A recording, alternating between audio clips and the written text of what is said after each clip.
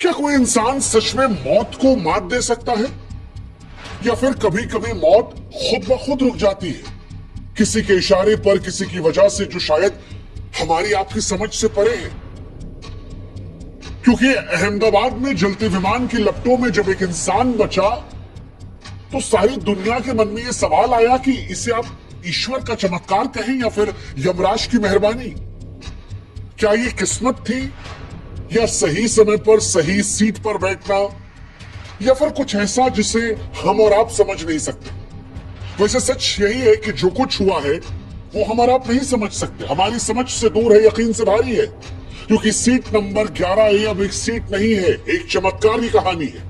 एक ऐसी कहानी जो हमें याद दिलाती है कि जिंदगी कितनी भी नाजुक क्यों ना हो, कभी कभी मौत को चुनौती दे सकती है। क्योंकि अहमदाबाद में आसमान से जब एक विमान का जलता हुआ मलबा गिरता है तब 241 जिंदगियां राख में तब्दील हो जाती हैं। उनकी पहचान के लिए चेहरे तक नहीं बचे थे, उनकी लाशों को डीएनए टेस्ट करके पहचाना जा रहा है। लेकिन तब एक शख्स आग की गिरफ्त से खुद चलकर बाहर आता है। उस शख्स से कपड़े झुलसे हुए होते हैं, सांसें धुएं में उलझी हुई होती हैं, शरीर में खरोच होती है, पर वो जिंदा रहता है।